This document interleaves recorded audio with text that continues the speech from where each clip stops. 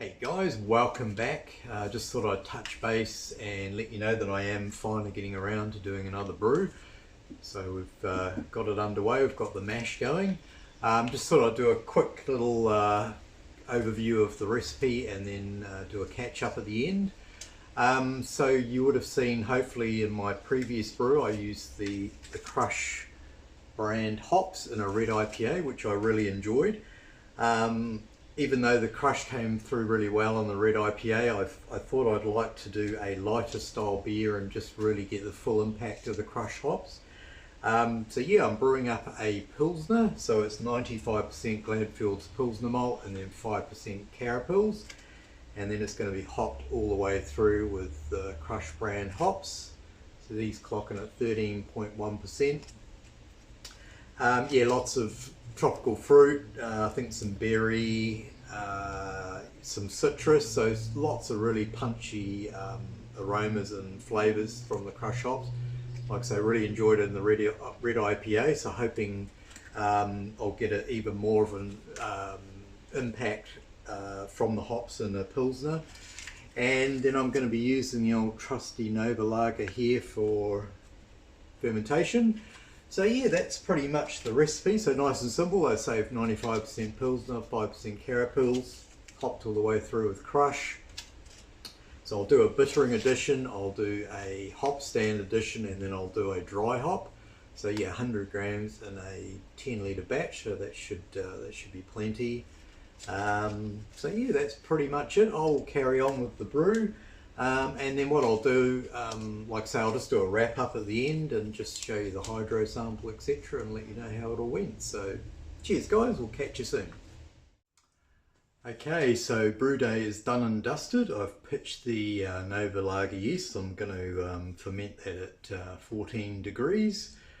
But in the meantime, here is the hydro sample. So it came out at 1.047. So the Novalager normally gets down to about 1006, 1008, so I should end up with about a 5.25 to maybe a 5.5% beer. But yeah, it's cleared up nicely already in the tube. Should come out a nice straw colour, so you can see the hop debris at the bottom, or a bit of hop debris, and then looks like some protein, and then clear at the top. So we'll just check the bitterness level.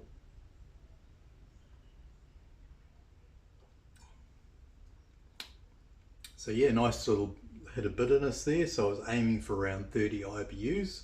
So that seems to be in that sort of ballpark. So yeah, the only thing left to do is do the dry hop, and then I'll just let the Novalager do its thing. I'll raise the temperature up once it gets to within a few points of finishing off with the gravity. So that's about it guys. So yeah, just a pretty quick video. Just one other thing, I thought maybe some of you guys may be interested in what the cost is of brewing a beer like that is. So it's a 10-litre batch, so the bulk of the grains obviously was the Pilsner malt. So that was 2.35 kilos, that came out at $9.20. 150 grams of CaraPils, that came out at 80 cents. So yeah, so 2.5 kilos of grain, that came out at $10.